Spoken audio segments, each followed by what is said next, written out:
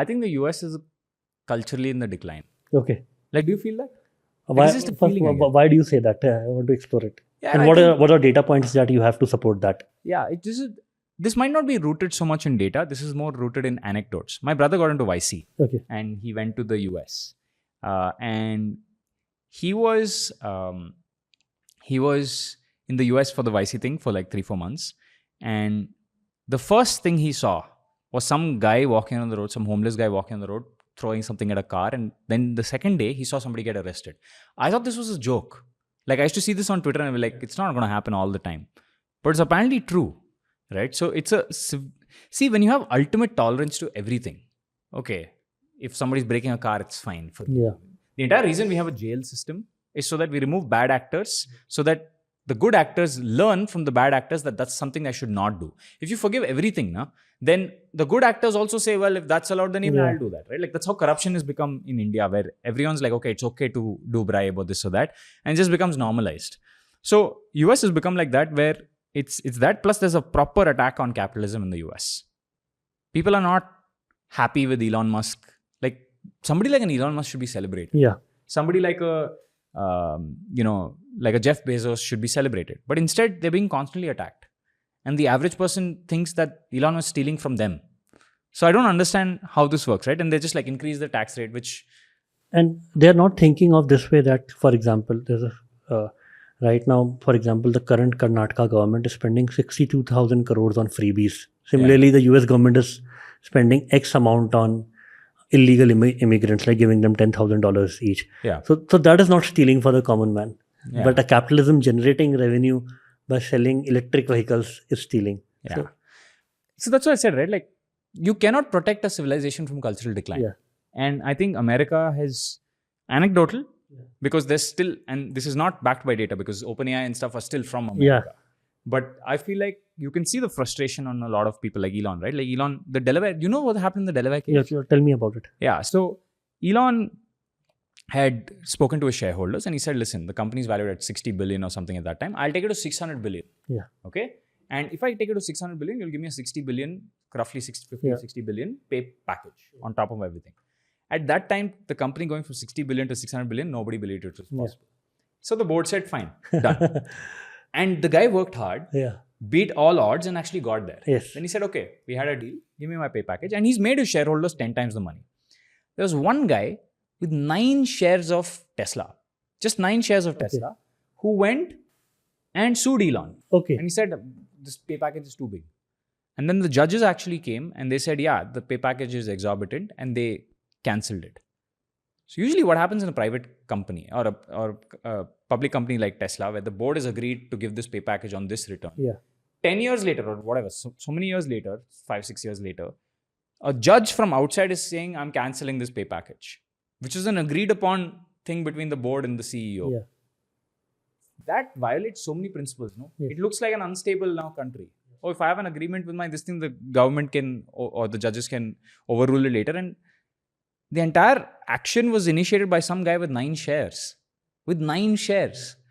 So it looks like a parody from here. It looks like it's a parody of capitalism at this point, right? Whereas India has become far more, this thing that, okay, you build businesses, we'll help you, we'll enable you to build businesses. You're creating jobs. There's this thing in India called Skill India. I don't know if you know this, right? But if you're creating jobs, then your GST amounts are much lesser. They're enabling the growth of the country. Right? That's why a UPI came out. That's why, the entire stacks are coming out, because they're like, we understand that capitalism is the way to get India to the next level, right? Because the math is simple. You just need everyone to have a lot more disposable income. For everyone to have a lot more disposable income, companies need to be far more profitable, and you need more money in circulation. To do that, you need to enable more people to come out with better goods and services that improve the economy. You also need lots of exports to happen, because money is not infinite in the country. You need money to come from outside. So you need a lot of people exporting services outside the country as well, which is why we have things like LUT, for example, right? Letter of undertaking, where if you're selling something outside, you don't pay GST on it. So we understand the game to some extent, and I'm surprised running a country of like so many billion people, for them to be able to plan all this out and actually execute it the way it's been executed. It's not perfect, but I think it is done. It's progressive. It's progressive. So I feel like everyone, and it's not just us, there's one more country that's really going after this, which is China. Yeah. Because everyone can see, US is doing some US is parodying capitalism at this point, and they're making fun of it and whatnot. And then there are multiple opportunities open, and UK is like playing the regulation game, right? Which is, we will be known for regulating. We will not allow AI in the country. What a stupid decision! Because it's not like if you don't allow AI tools in your country or AI software in your country, whatever kind of regulation, right? They keep regulating everything. I don't know what the current regulation is, but if you keep regulating everything and pat your back on it, Mark Andreessen had a nice tweet on this, right? Which is, they regulate themselves and they pat their back for regulation. Every other country is not going to stop using these tools. So they are just going to progress. And all your clientele will go sell, will go export to India. Like, for example, right now in UAE, let's say, which has become the hub for the rich immigrants, the largest population is India. From outside. The second is from UK. Yeah. Whoa, I didn't know that. Yeah. But think about it, no? Yeah. Like, Indians now and even the Chinese are extremely hungry. Yeah. They want to win, right? Like, I can sense the hunger in you. I can sense the hunger in me. I can also sense it in every 18-year-old who's like, I want to freelance and I want to make this much money and then I want to start a business. The US is not thinking like that. The US is playing cultural politics and they're saying, I mean, nothing against, like, I truly believe in diversity, inclusivity and all that, but they've overdone it, right? To the point where every 18-year-old's life goal is to be an activist. I don't think that's wise for any economy. And activism doesn't create new capital, right? And you don't have disposable income, people's lives don't get better. So they've forgotten what made them successful. So I would not go to the US for these reasons. I'm hungry, I'm still hungry, and I don't want to go to a place with less hunger. You think India is the best place that can serve your hunger? China? India, China? I think India is great. And I'll tell you one thing, there are companies in India now with lots of disposable income, right? Like, it's just, I want to expand. And I think everyone wants to expand. And there was a time where, even the old money in India was like complacent, but now the old money also wants to expand. They're playing the reputation game, which is, I need to get bigger, I need to get stronger. And I think we have really, celebrating capitalism is important. And countries that stop celebrating capitalism is a bad word. Like, a lot of people look at capitalism, you capitalist. In 90s, India capitalism was a bad word. Like, every businessman was thought to be a mafia. Yeah, like, people still look at capitalism as a bad guy, evil. He have made money through illegal means. Yeah, but it's not even making money through illegal. Making money was a sin. Yeah. But one thing I want to do, and I'm glad that now on social media, on YouTube, there's lots of people who are creating content who are very,